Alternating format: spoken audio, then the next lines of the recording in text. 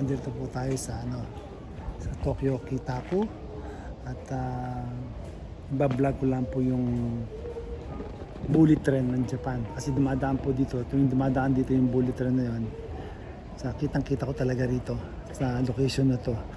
At tulad po ngayon, ayan, nakita ba ninyo nagbi-blink yung ilaw na yun, sign yun na parating yung bullet train. Papakita ko sa inyo mga galing dyan. Yung bullet train o yung Shinkansen, yun po yung mga biyaheng, mga long distance na biyahe pumunta ng probinsya ng Japan. Yun po yung tinatawag nilang Shinkansen or bullet train. Pakita ko sa inyo. Kitang kita rito yun. In a few seconds sa parating na rin po kasi nagbi-blink po siya. Kaya lang ang problema rito, pag dumaan dito at may kasabay na local train, hindi natin makukuha. Pero ngayon, tingnan natin kung ayan, umuugong na siya. Lakas na ng ugong. Ayan o. Ayan na po yung bullet train. Napakagandang bullet train. Para kang nakasakay sa aeroplano dyan. Ayan o. Ayan na yung bullet train o, di ba? Ayan tinatawag na lang Shinkansen or bullet train ng Japan. Diba? Ang bilis niyan. Nakasakay na ako dyan ng ilang beses. And then makita mo, in a few minutes, may pabalik naman dyan. Yun yung nakagandaan nito, every 3 minutes, may dumadaan na bullet train. Ayan, ito naman ang isa, nakita mo. Accurate kasi yung oras nila dito. Ayan o. Para tingnan mo yung isa, di ba? Walang kato to. Pakikita ko sa inyo, every 5 minutes, mga 5 minutes, dumadaan yan, yung bullet train. Ito po ang bullet train, o, di ba? Galing. Wow! Ang bilis o. Ang bullet train. Doon naman sa kabila, ayan, mga local train naman dito sa kabila, local train. Pero pakikita ko sa inyo na every 5 minutes may dumadaan na bullet train dito. Ayan. Din sa local, every 5 minutes, 3 minutes. Ayan, katulad naman ito, dadaan naman dito yung express. Express hindi humihinto rito. Ayan, ang bilis niya, no? Yan naman ang local, express naman yan, local. Ang bilis, di ba? Galing, oh. Yan ang express. Oh, di ba? Galing, ang bilis, oh, di ba nun? Tapos, maya man, makikita mo dyan, every 5 minutes lang, may parating na naman na bullet train. Yung sa kabilang side din, yun naman mga local train naman yan. Station by station. Yung luma naman ito, nakapakabilis. Ano naman yan? Tawag niyan, rapid. Merong rapid, may express, o merong semi-rapid. Kumbaga sa every 6 station. Ito naman, yung local naman, tinatawag nila local, is station by station. Kaya, kailangan, kung sasakay ka dyan, alam mo yung schedule mo. Kasi ako, nung una rito, talagang sakay lang ako ng sakay. Doon ako nakasakay sa express. Dito ako bababa dapat sa Kitakabane. Hindi po humihinto rito yung express o rapid. Kaya malagpas ako. Kaya may oras pa naman ako. Kaya pakikita ko sa inyo, every 5 minutes, mayroong dumadaan na bullet train dito. Yan ang kagandahan dito sa Japan. Talagang kahit kukunti yung pasahero, bumabiyahe sila kasi importante sa kanila yung oras. Talagang kung every 5 minutes aalis talaga dapat yan. Lalo yung mga, kasi sila sa oras hindi katulad sa Pilipinas na kasabihan niya, di ba, Filipino time. Ayan na, pag sinabing alas 9, darating 9:15 or 9:30, pag minamalas-malas ka pa, alas 10 pa. Oo, di ba? Yun ang mahirap. Kailangan magkaroon tayo ng time discipline. Kita mo yan, train na naman yan. Kasi pag hindi sila dumating sa oras, makikita mo yan, mag-delay lang sila ng 10 minutes. Punong-puno na yung station na to. Talagang magkakaroon na ng stranded. Talagang lahat ng stasyon na yon, hindi lang dito, pati doon sa dulo, lahat ng stasyon na yan, maiipon ng pasahero. So magkakaroon ng problema. May stock na lahat delay na. Kaya magkaroon lang ng isang aberya sa isang station, nagkaroon ng aksidente. Lahat ng connected dun sa station na yon, mga connecting station, mga transfer, lahat yun, hinto lahat yun. Ganun yung ano rito, sistema rito. Damay-damay na. Di ba? Kaya napaka-importante ng oras, napaka-importante lalo na sa pagka pumapasok ka sa trabaho, kailangan huwag kang sasakto sa oras. Kailangan meron kang pataan at least 10 minutes. Ayan, tulad niyan, nagbiblink na naman siya. Di ba? 5 minutes lang, ayun na naman ang bullet train. Ganyan po kabilis ang biyahe ng bullet train. Kung anong bilis niyan, ganyan naman kabilis yan. Napaka-importante ng oras sa kanila. Ayan na. Nagbiblink na naman siya.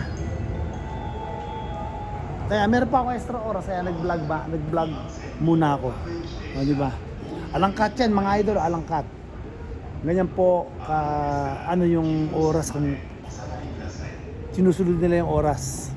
Pero makikita mo yung lalo ngayon sa mga bullet train na ganyan, point to point yung ano nila. Kumaga sa Osaka, Tokyo, Yokohama, Shinagawa, marami hanggang sa dulo ng Japan. Ito, may local train naman dito. Pero ayan ang local train. Ayan ang bullet train. Di ba? Galing, di ba? Ngayon, napakaganda niyan. Itong dadaan na ito, local train to, pero baka hindi ko naabutan pa yung yung isang dadaan kasi may local train na dumaan. Ayan, local train. Pero sana abutan pa natin yung daanan kasi magsasabay sila magsasabay, di ba? Pero baka sakali abutan natin, di ba? Ayan, nagsarado na yung bullet train. Ito, dumadaan ayan ang bilis wow, ayan, napakagandang bullet train di ba? Pag sumakay ka dyan, ang sarap sumakay dyan, para kang nasa airplane. Puntahan natin, di ba? Napakaganda nila. Pag sumakay ka dyan, hanapin mo. Wala kang na alog-alog o di ba, para kang nasa airplane lang. Napakasarap sumakay. Ito naman, local. Yan ang mga local. Di ba? Yan, cycle line, dyan ako sumasakay. Kailangan dito, pag sumakay ka, meron kang time management. At alam mo yung oras mo, alam mo yung trend. Kasi may rapid, may semi-rapid, may local. Pag dito local na sasakyan ko.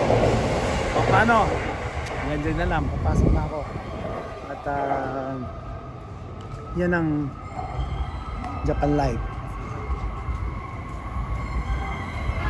Ito naman, rapido.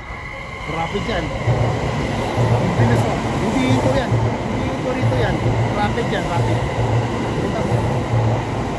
Pero hindi siya mabilis niya yun kasi nga, hindi yan trend. Pero ang bilis niya. Yan ang rapid. Dito. Kaya dapat hindi porke kung baguhan ka dito, hindi ka dapat sakay lang kasi tendency magpas ka at magkaligaw-ligaw ka.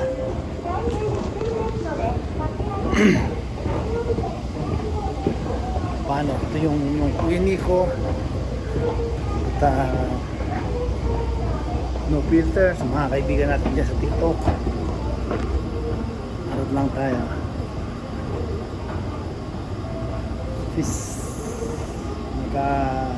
Kita tayo, hindi ba? No filter. Kayo.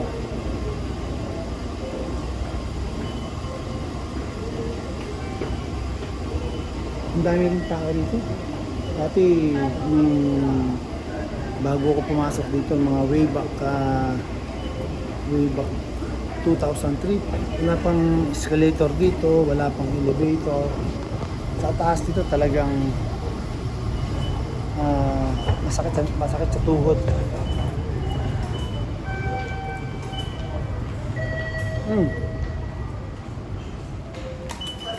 Dito na ako.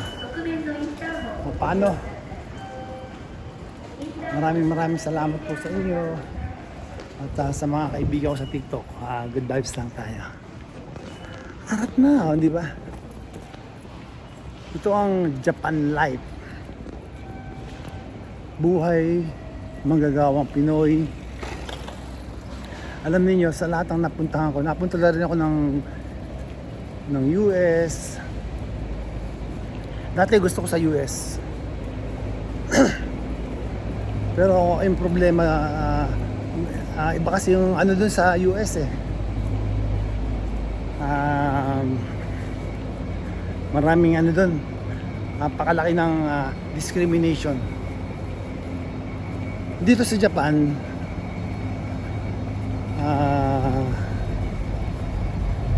simple lang ang buhay dito. Kasi at ang kagandahan dito, malapit sa Pilipinas. Yun, napag-isip-isip ko. Dati pinangarap ko pumunta ng US, mag-stay sa US, kaso mahirap. At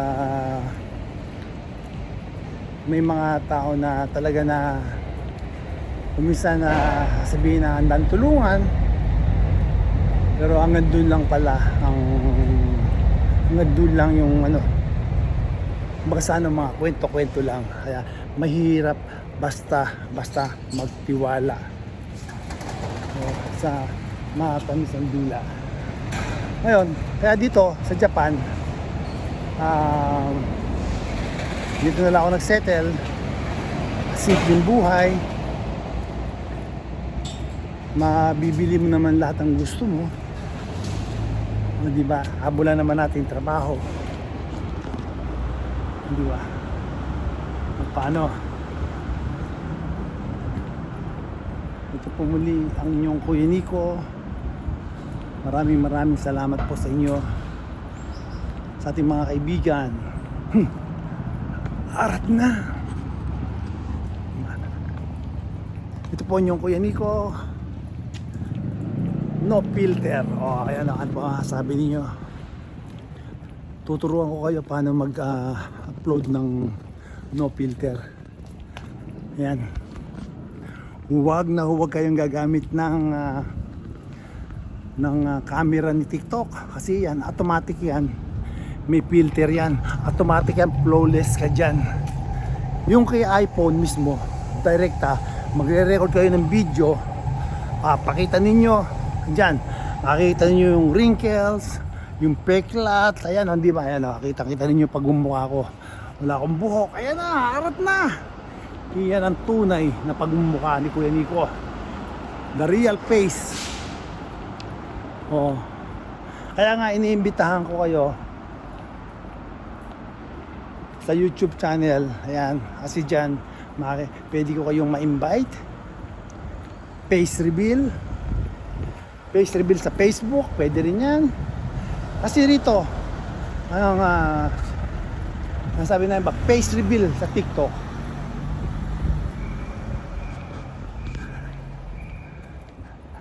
TikTok yan eh. Kaya nga TikTok, no filter. Ayan. Kung gusto talaga yung the real no filter, ayan, YouTube,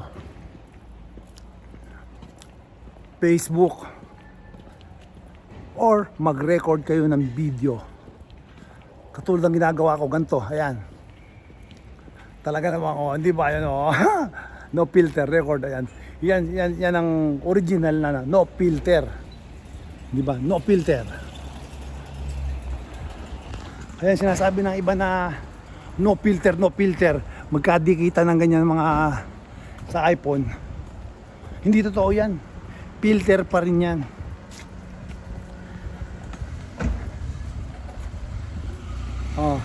Kaya kayo na kung makatutok ng camera sa TikTok na no filter,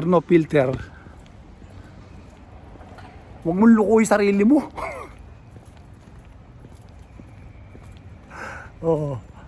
Yan ang tunay na no filter. Di ba? Arat na, good vibes lang po tayo. Kailangan maging totoo tayo. For good vibes, okay. Pero sasabihin mo na no filter, pero gamit mo camera ni TikTok, anak ng teting naman. Di ba? At least makita-kita man tayo. Kitang-kita ninyo. Pati wrinkles ko, pati yung nunal ko, pati peklat ko. Yan, kitang-kita lahat to. Yan ang real no filter. O, di ba? O, paano? Ulitin ko, good vibes lang tayo ha. Dahil sa pagiging totoo natin, diyan ka magugustuhan ng tao. Hindi yung nagustuhan ka lang dahil maganda ka, dahil pogi ka. Ngayon, pag makikipag-meet sa'yo, ayaw mo kasi nga busy ka, sabihin mo. O, di ba? May ginagawa ka. Oh no, hindi ganun. Harap na. Ayun, may mga basura na naman dito. O, paano? Thank you so much. Bye-bye. Ito po muli ang inyong Kuya Nico. No filter. Bye-bye. Thank you po.